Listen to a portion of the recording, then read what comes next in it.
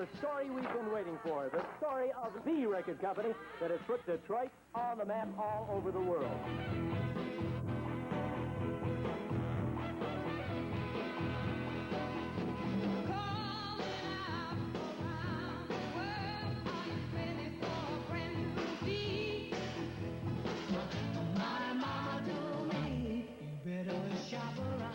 It was about 1960. Smokey and the Miracles did Shop Around, and you knew when you heard that record, there's something new beginning to come out of Detroit.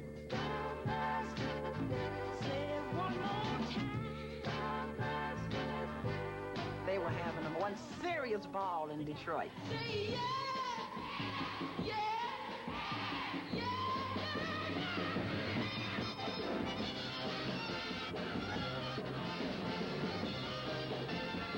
We had no idea, nor were we motivated by the fact that it would become something that it had become.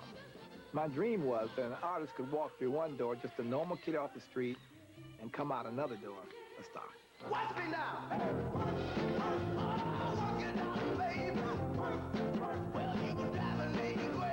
The beat was solid. Everybody tried to get Motown's backbeat. You know, like dancing to the beat.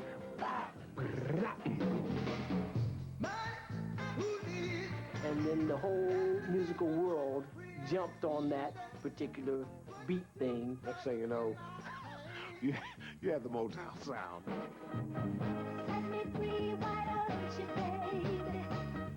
Motown was on the charts, well, at 10 deep sometimes. Hits, hits, hits, hits, hits, hits, hits. Albums and albums worth of hits.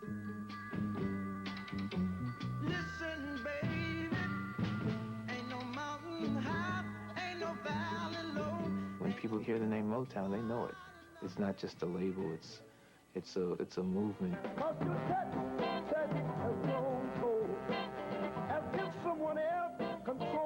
That was one of the first words I learned how to spell was Motown, because it was just this blue label.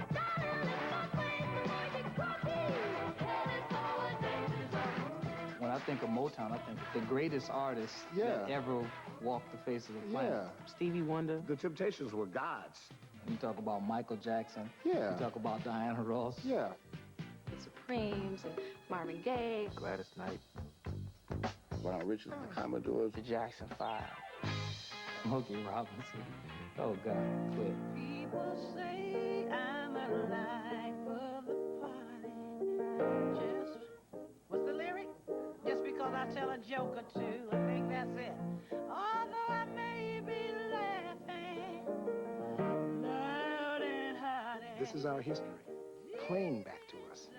And now, in their last television appearance together, here's Diana and the Supremes singing their current #1 record, Someday We'll Be Together.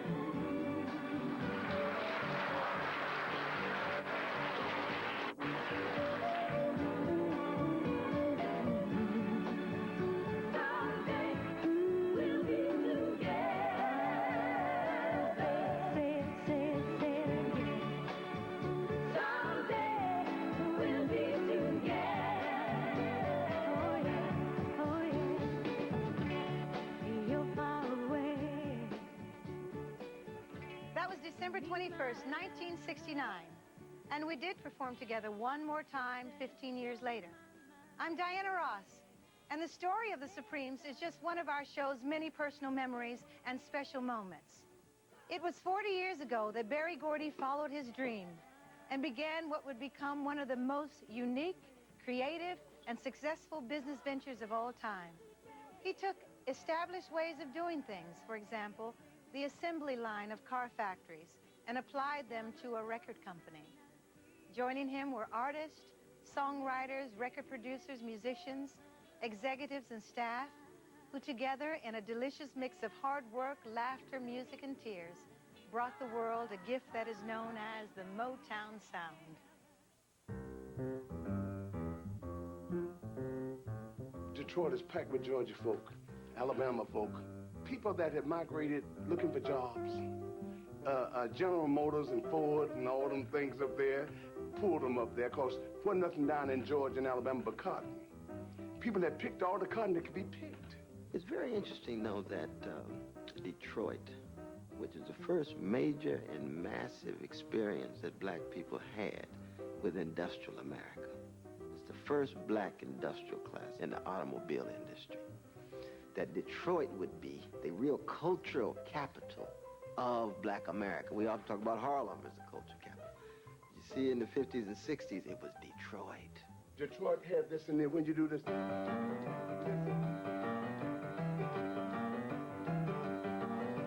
it was a great town. The vibe in Detroit was just, I mean, I can't even explain it. Just wonderful things were happening. There was singing, dancing, fighting, the Rooster Tail, and all these great clubs, and people dressed up, and people had money, and money was everywhere, and everybody could sing their asses off. Fortunately for the people or the young people in Detroit who wanted to pursue music, Berry Gordy lived there, and he was a guy who had a dream. I was a failure at everything I did until I was 29. I'd been a boxer, and I quit that. My record store went out of business because I was trying to sell jazz to people who wanted the blues. It wasn't hip to be with blues, because that was older. The old people is crying, sobbing, sad. Well, baby, gonna miss me when I'm gone. In the record mart I was selling, of course, Charlie Parker. The Bird. The Bird is bad, baby. You know, come on, listen to this. And people would look at it, until you get hip to Sarah Vaughan, you know. And they say, yeah, well, you got any Muddy Waters? Well, then you go to some place that got Muddy Waters. I ain't got it, and I ain't gonna have it. Okay, well, we'll see you. Oh, yeah. At the time, I just didn't understand what my father had always told me, and that was the customer's always right. It's all about supply and demand.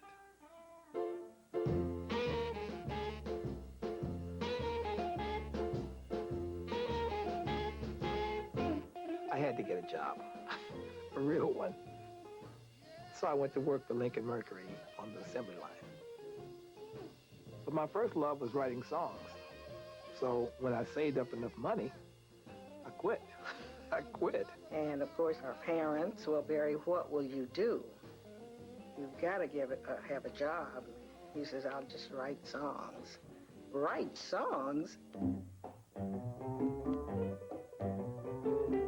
Barry Gordy wanted to make money. He'd come out of the Ford plant. You know, he's a working class brother. He knows what it's like to be broke as the Ten Commandments. Barry would bring songs around with a little funny-looking briefcase, run over with raggedy shoes. He didn't look good at all. I don't mean he was ugly, but he wasn't pretty either, you know? My sister Gwen introduced me to her boss, and he happened to be managing a new singer named Jackie Wilson. Jackie was bad. You'd better stop, yeah! Dogging me around. 'Cause if you don't stop,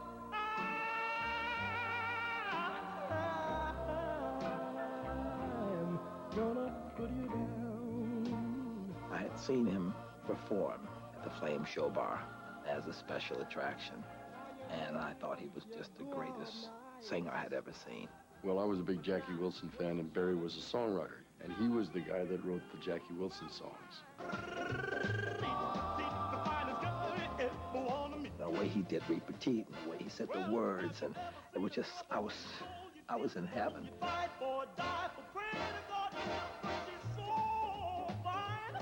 And Jackie was so handsome, so good looking. To all the girls loved Jackie Wilson. You know, he was the kind of man that wore tight this. He showed everything God had given him. And everybody was waiting to see everything God had given him, too.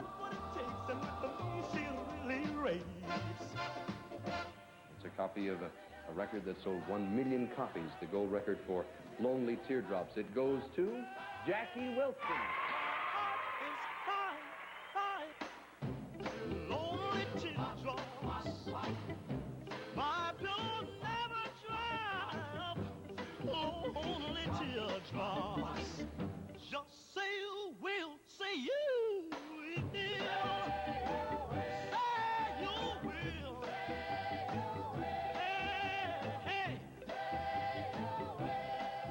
My reputation increased tremendously after writing the Jackie Wilson stuff. In fact, that was my claim to fame.